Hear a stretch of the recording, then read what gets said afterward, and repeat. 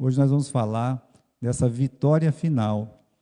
Então, a ressurreição, uma das características da ressurreição, a grande marca da ressurreição é a vitória final. Quase que antecipada nesse penúltimo versículo, quando no versículo 57 aí, o apóstolo Paulo diz assim: mas graças a Deus que nos dá a vitória, quer dizer, a vitória final nós obtemos na pessoa e na obra do nosso Senhor Jesus Cristo. Só para relembrar, irmãos, é muito importante isso, né? Alguns dos coríntios, eles estavam em dúvida sobre a ressurreição. Para piorar a situação, quando alguém está em dúvida, havia aqueles que, sem entendimento, aquelas pessoas que realmente, né, não tinham conhecimento assim, talvez não foram discipulados pelos apóstolos, ensinava que não havia ressurreição. Alguns até acreditavam que não, Jesus ressuscitou, mas nós não, né? Por isso ele fala assim: como alguns de vós estão ensinando aí que não tem ressurreição? Aí já pensou uma doutrina falsa dessa, entra dentro da igreja, e entrou dentro da igreja lá de Coríntios, que não ia ter ressurreição. Então, se não tem ressurreição, né, a nossa pregação não vale nada, a nossa fé é vã, o que nós estamos fazendo aqui, né? Somos os mais miseráveis porque nós sofremos em nome de Jesus, né? E, meus irmãos, que vai acontecer, né? Se não tem ressurreição, o cristianismo não tem sentido sem ressurreição. Então ele começa a falar sobre isso, né? Depois, meus irmãos, ele ensina que Jesus, como é que é esse negócio de ressurreição então? Ele fala, ó, de fato tem ressurreição, né? Explicando que Jesus é as primícias, assim como aconteceu com Jesus e com o seu corpo que foi glorificado, assim será com o cristão na sua ressurreição. Na verdade, quando ele fala que Cristo é as primícias, já nos abre assim a mente, né? Todo o leque da ressurreição se abre para nós, dizendo assim, olha, a nossa ressurreição será igual como foi a de Jesus. Né? Um corpo glorificado como aquele corpo glorificado de Jesus. E depois ele vai explicando, como nós vimos na semana passada, né? A natureza do corpo. Olha, o espiritual é uma coisa, o carnal é outra. Você não pode entrar lá no novo céu e na nova terra com esse corpo. Então, Deus precisa criar um novo corpo para você entrar no novo céu e na nova terra. Nova terra, novo céu, precisa de um novo corpo. É isso que ele tenta, meus irmãos, explicar. Agora, o que a gente vai ver hoje, né? Que o corpo ressuscitado do cristão é a vitória final dos servos de Deus contra o último inimigo a ser vencido, a morte. Porque estava falando para vocês, né, acho que eu não cheguei a ler na semana passada, que existe um pastor em todas as igrejas, em todas as casas, né, em todos os lares. Esse pastor se chama morte, né? E ele está sempre avisando, olha, vai acontecer com você também.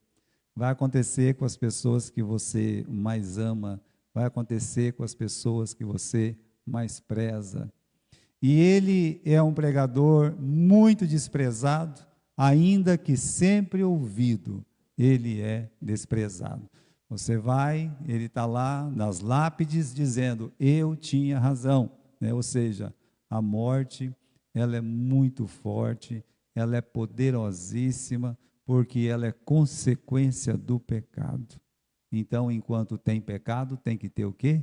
Tem que ter a morte. O salário do pecado é a morte.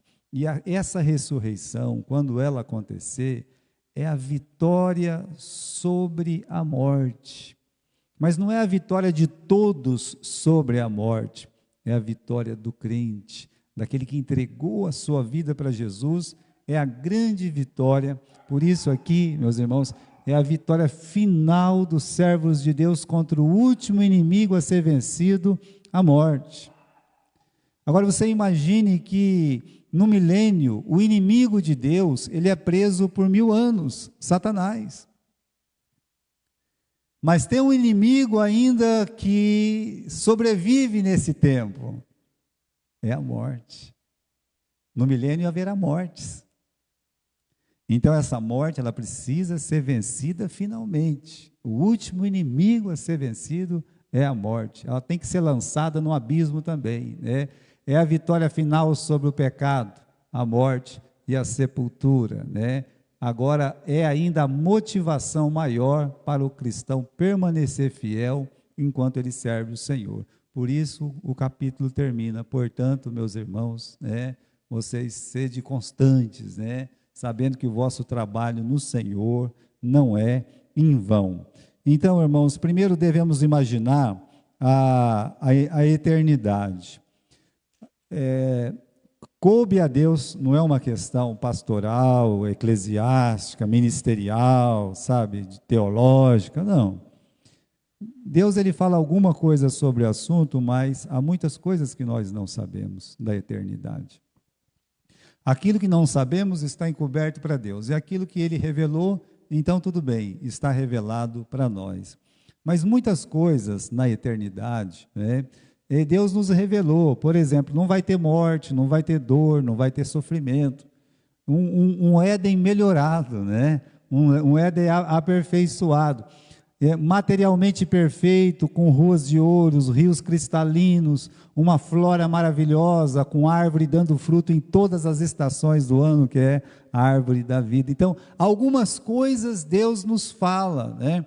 Por exemplo, isso é do reino eterno. E agora, se você imaginar que no milênio um leão vai ficar junto com uma criança, né?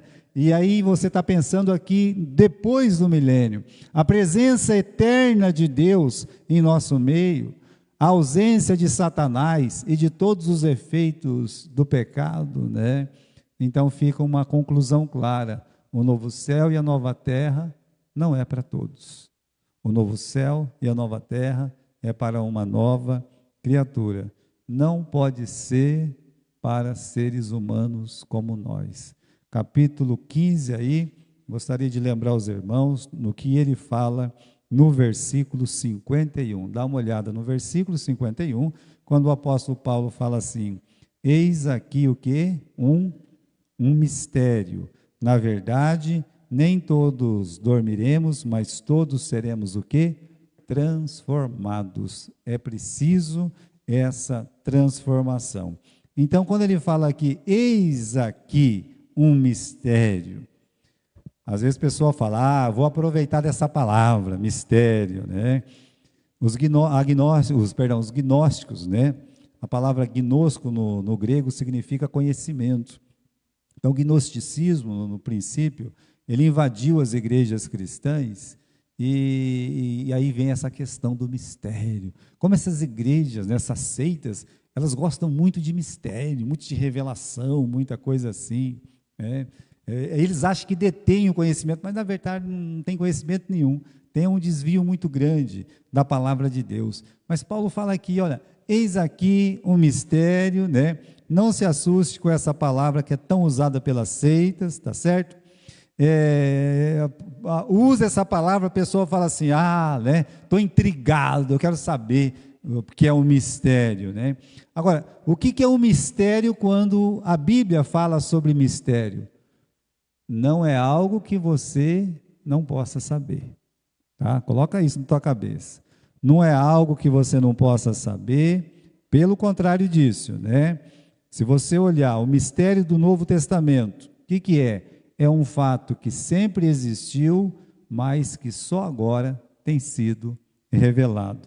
Se você imaginar, vamos dizer que você tem na sua casa lá, tem uma caixa como essa aqui, né? Uma caixa, e está lá dentro, né? Você coloca um copo lá dentro, tem um copo dentro dessa caixa.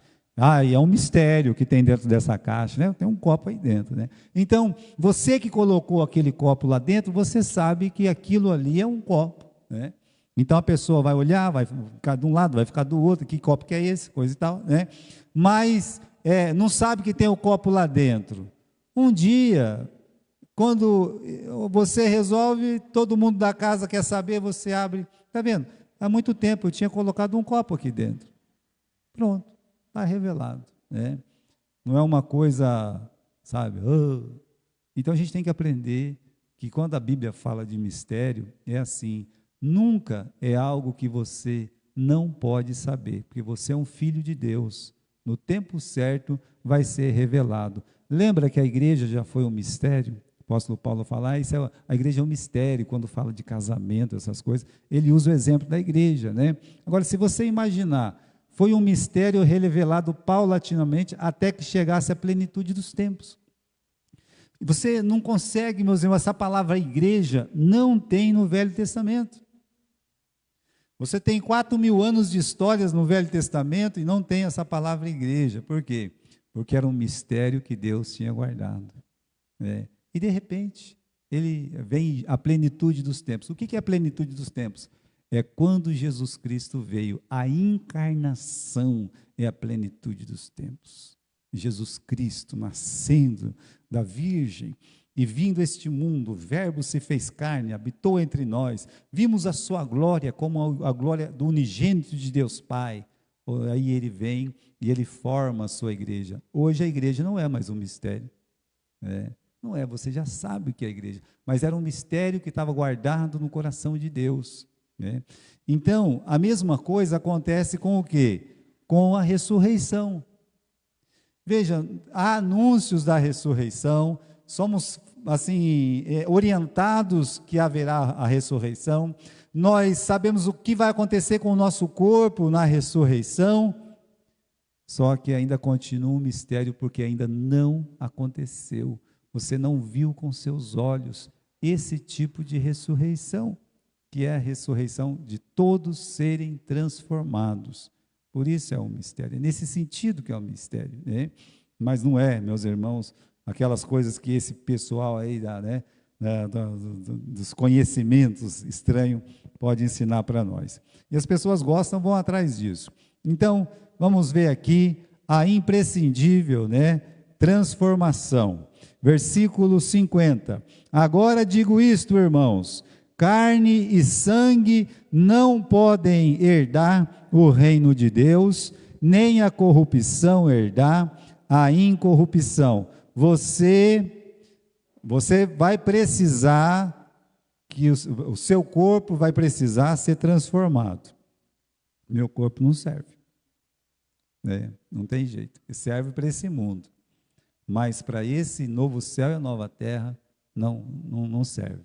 Olha a clareza aqui, o motivo qual é o motivo? Bem claro para nós.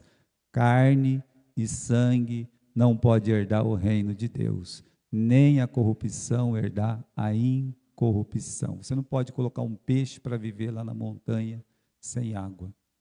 Ele não sobrevive.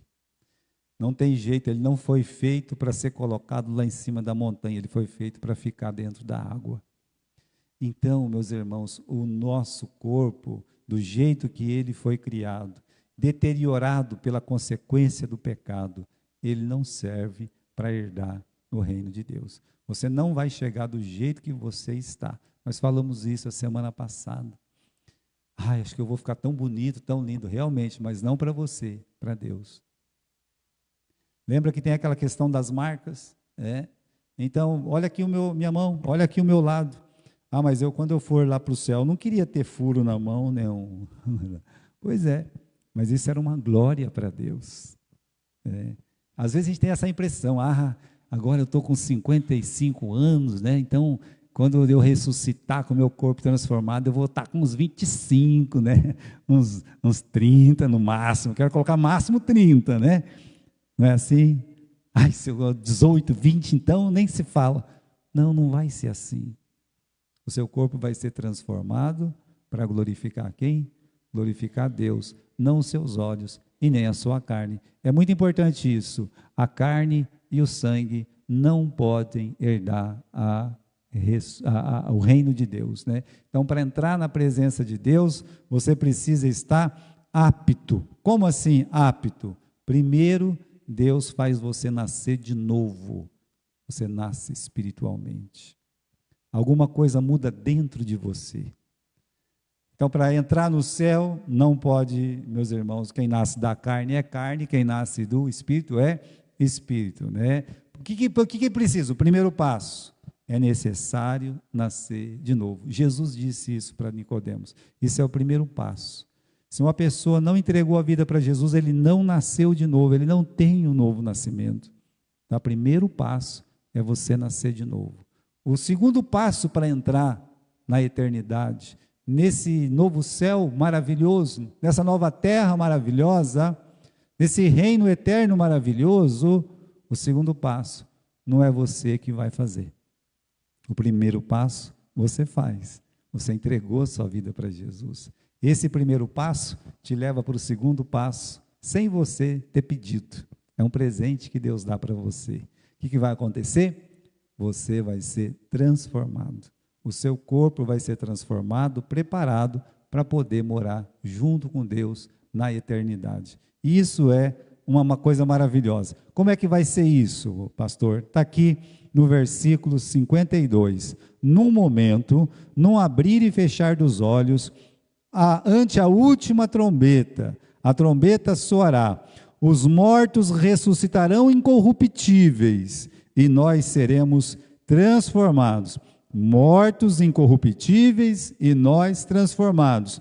Porque convém que isto que é corruptível se revista da incorruptibilidade, e o que é mortal se revista da imortabilidade, né? E isto que é corruptível, quando isto que é corruptível se revestir de incorruptibilidade, isto que é mortal se revestir de imortalidade, então cumprir-se-á a palavra que está escrito: tragada foi a morte pela vitória. Então, irmãos, como é que isso vai acontecer? De forma imediata. Pisque os seus olhos. Sim. Pronto. Tão rápido assim? Mais rápido do que piscar os olhos. Num piscar dos olhos. Deus vai te transformar num piscar. Pastor, mas e se eu já morri? Você já vem transformado. Pode ficar em paz. Está falando aqui daqueles que vão ficar vivos. Mas uma pessoa que já morreu em Cristo, ele já ressuscita com esse corpo glorificado. É uma coisa mais maravilhosa ainda, né? E aí você que está vivo, você vai ser transformado de uma forma imediata e de uma forma gloriosa. É uma coisa que só Deus pode fazer. Aquele homem que foi lá onde Jesus estava na sinagoga com a mão seca, sexturricada, né? E Jesus pegou aquela mão dele assim, curou, ficou limpa, parecia a mão de uma criança, assim, de repente, né? Então, esse Deus maravilhoso que olhou para uma terra, para um pó, né, e disse: eu vou fazer um homem do pó da terra. Esse Deus, meus irmãos, ele pode fazer qualquer coisa. Ele traz à existência as coisas que não existem como se já fossem, diz o apóstolo Paulo em Romanos, no capítulo 4. Então, esse é o nosso Deus. A nossa transformação, a ressurreição, né, vai ser de uma forma imediata e de uma forma gloriosa. Agora, quando isso vai acontecer? Olha o chamado solene, ainda no versículo 52. No momento, no abrir e fechar dos olhos, ante a última trombeta, olha aí, o chamado solene, o som da trombeta, né? Agora, todas as escolas têm um sino, e você já estudou, aquela idade de 11 anos até 14 anos, irmãos, há uma energia tão grande nessas crianças, né? E as crianças que Deus nos dá aqui, corre dali, corre daqui, né? Não é fácil, não. Aí, veja, você, quando você tinha 13, 14 anos, aquela caneta dormindo ali em cima, né? Dava 11h30, 11h40, até dar 11h45, parecia que ia dar 11h46, mas nunca 11h45, quando acabava a nossa aula lá, né? Irmãos, quando tocava aquele sino, não tinha uma campainha na minha escola, né? A dona Aurora, ela chamava Aurora, ela tinha um sininho assim, aí ela saía, tim, tim, tim, tim, tim, tim, tim, tim, tim, né? Meus irmãos, era o momento mais alegre que a gente tinha do dia, né? Mais alegre. Eu chegava tudo cansado, né? Com sono, com aquela coisa, mas quando aquele sino batia, quando ouvia aquele som, é uma pena que nós cristãos, nós às vezes não desejamos escutar o som da última trombeta, como nós desejamos escutar o som da sirene lá da escola, que nos chamava para ir embora. é muito parecido. Vai ser muito parecido, aquele desejo de ir, né? Então, você vê, o livro de Apocalipse, por exemplo, fala de 7 trombetas, né? São 7 formas de Deus avisar a sua vinda. Quando fala das 7 trombetas no Apocalipse, trombeta sempre serve para avisar. Deus está avisando de forma categórica, paulatina, de que as coisas estão chegando no fim. Então, a última trombeta, a 7ª, é o grande aviso: olha, acabou, terminou, está acabado, não é assim? Então, veja, a última trombeta marca o momento da primeira ressurreição, que é exatamente essa que o apóstolo Paulo comenta, né? Essa da nossa transformação, que é a primeira ressurreição, e o livro de Apocalipse nos lembra: bem-aventurado quem fazer parte da primeira ressurreição. Então essa trombeta vai soar para nós. Nós vamos ouvir o soar dessa trombeta.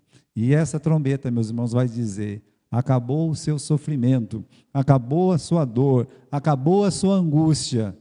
Agora é vida eterna com Jesus. Você vai viver eternamente com Jesus. Então, aquele desejo de ouvir o som dessa trombeta. Então, nós temos outros textos que falam desse momento da trombeta. Até nós temos aí na outra tela, né? Vamos ver o que o apóstolo Paulo fala em Tessalonicenses, capítulo 1. Não, capítulo 1 não, capítulo 4, eu acho lá, né? Está tudo bem, né? Vamos lá. Porque o mesmo Senhor descerá do céu com alarido, veja a volta de Jesus, o Senhor descendo, né? Com voz de arcanjo, é aquela voz que se ouve no capítulo 11 do livro de Apocalipse: subir para cá, né? Com voz de arcanjo e com a trombeta de Deus, e os que morreram em Cristo, ressuscitarão primeiro. Então aquelas pessoas que já morreram vão ressuscitar primeiro. Depois nós, os que ficarmos vivos, seremos arrebatados juntamente com Ele nas nuvens, ao encontro do Senhor nos ares, e assim estaremos para sempre com o Senhor. Então, meus irmãos, Jesus vem, Ele traz com Ele os que ressuscitam, e aí nós que estamos vivos, se assim for, nós vamos então ser transformados num piscar de olhos, e vai ter o ajuntamento de Jesus vindo e a gente subindo, né?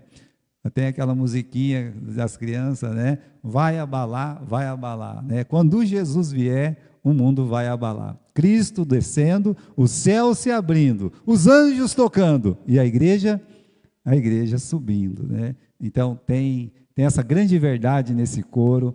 E aí um outro texto é Apocalipse 11:12, e ouviram uma grande voz do céu que lhes dizia: subi para cá, e subiram ao céu em uma nuvem, e os seus inimigos os viram, porque aquele momento não é só o momento das 2 testemunhas, é o momento da igreja do nosso Senhor Jesus Cristo, né? Então, continuando, e logo depois da aflição daqueles dias, essas aqui são palavras de Cristo, antes dele, né, ir para a cruz, ele diz: logo depois da aflição daqueles dias, o sol escurecerá, a lua não dará mais a sua luz, as estrelas cairão do céu, as potências do céu serão abaladas, então aparecerá no céu o sinal do Filho do Homem, e todas as tribos da terra se lamentarão, e verão o Filho do Homem vindo sobre as nuvens do céu, com poder e grande glória. Por que vão se lamentar? Porque não entregaram a sua vida para Jesus,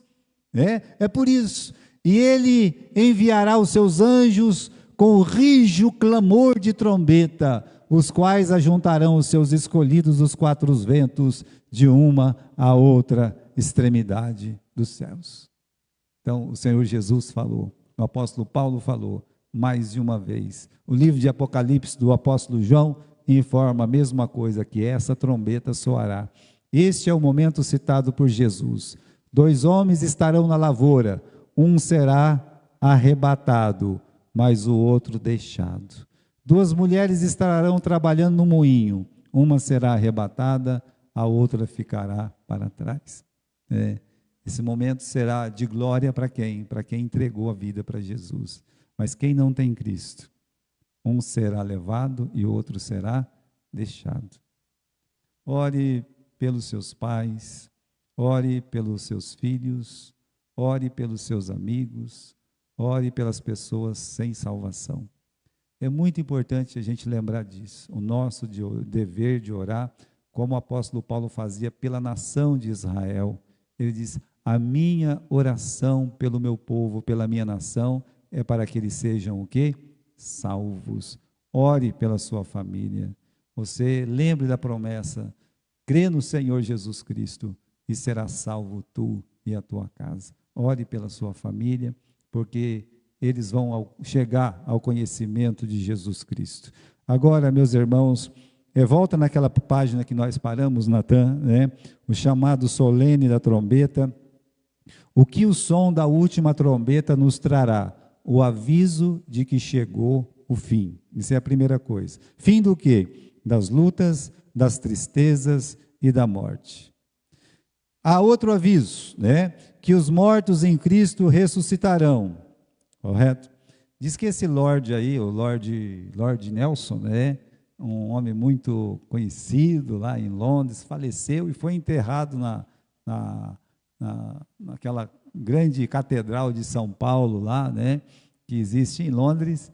E ele era tão importante que quando ele foi enterrado, é dito que 30 trompetistas tocaram ao mesmo tempo.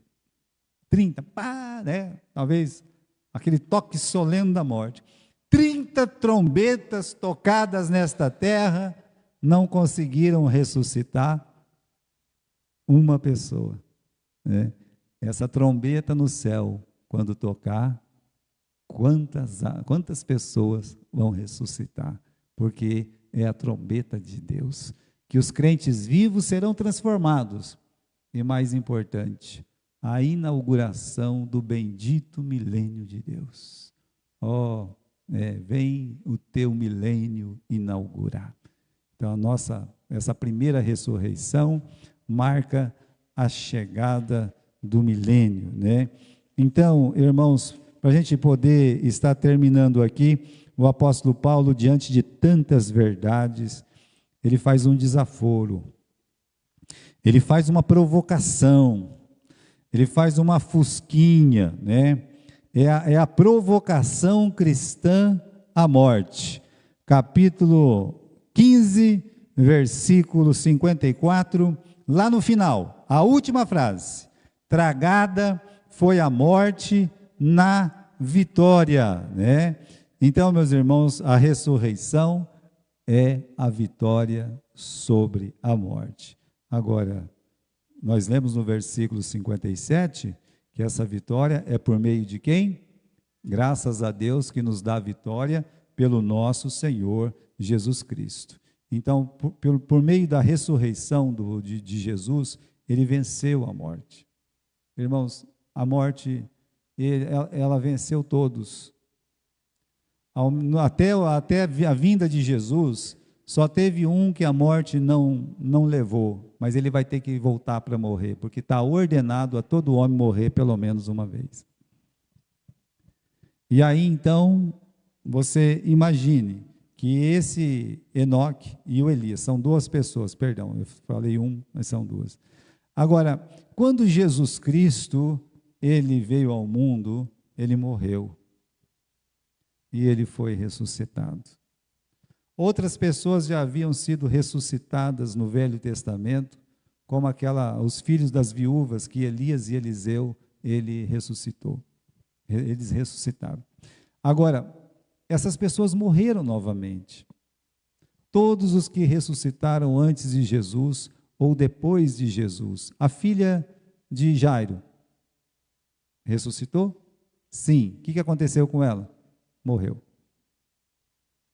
Aí você pega outras pessoas que ressuscitaram. A Dorcas, pois é, ela ressuscitou. E depois? Morreu. Ou seja, todas as pessoas que morreram, elas ressuscitaram por algum motivo especial que Deus tinha, mas elas já morreram novamente.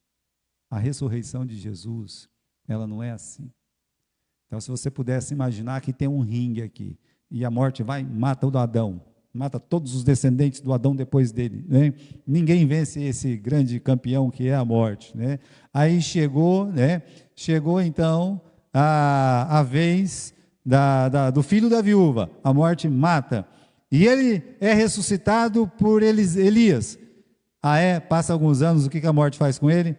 Paf, mata ele e diz: eu sou a grande vencedora, morte vence. E fez isso com Jesus. Jesus morreu. A morte podia dizer assim: está vendo? Ninguém pode me vencer. No terceiro dia, Jesus ressuscitou. E ela não pôde mais. O livro de Atos, acho que no capítulo 5, 4 ou 3, perdão, quando fala que sob as ânsias da morte, ou seja, você não pode imaginar o poder maligno, esse poder, meus irmãos, das potestades, o que foi feito para que Cristo não ressuscitasse. As ânsias, os desejos da morte para que ele ficasse ali morto. Porém, no terceiro dia, Jesus ressuscitou.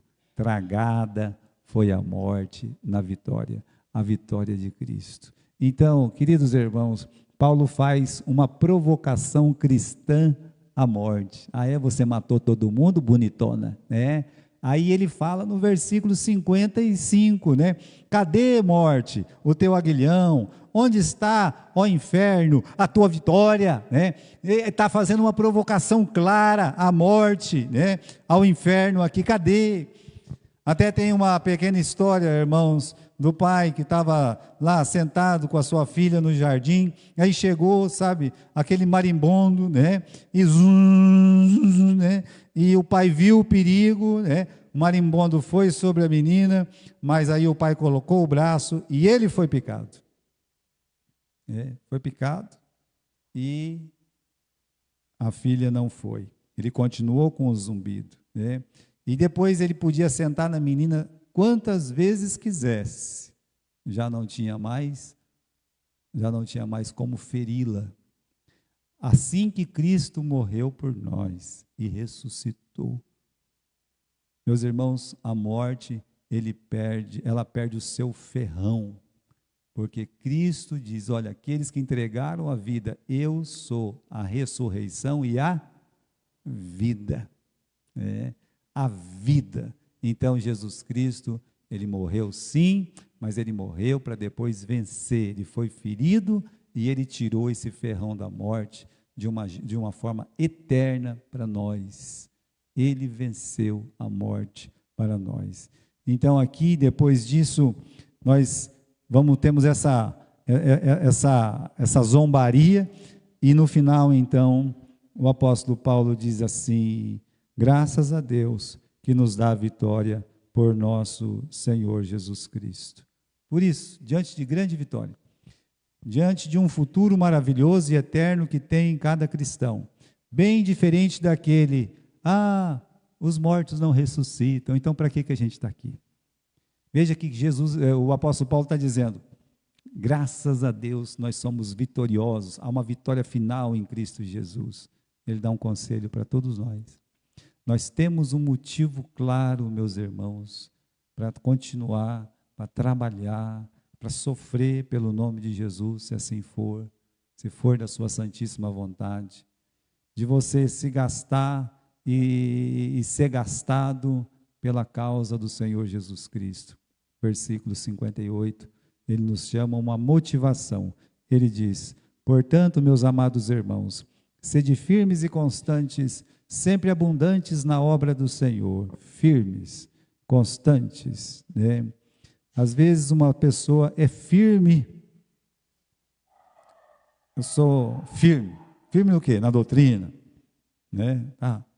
mas você é constante, veja só, você continua sempre, porque o que a gente vê na história da humanidade é muita gente que é firme e de repente não tem constância nenhuma, É diferente. Então você tem que ser constante. Até quanto você vai caminhar? Até que Jesus Cristo me chama ou até que Jesus Cristo volte? Eu vou continuar servindo ao Senhor. O problema de muitas pessoas é que eles não são constantes, Não estão. Eles são firmes enquanto tudo correr bem, tá? Mas quando a menor contrariedade surge, eles se vão. eles não são inabaláveis. Tem uma tradução que traz a palavra inabalável. Alguém tem essa tradução aí? Eu acho que é difícil, né? Encontrar aqui no versículo 58. Alguém tem? Lê para mim aí, Juvenal, já que você está com essa tradução.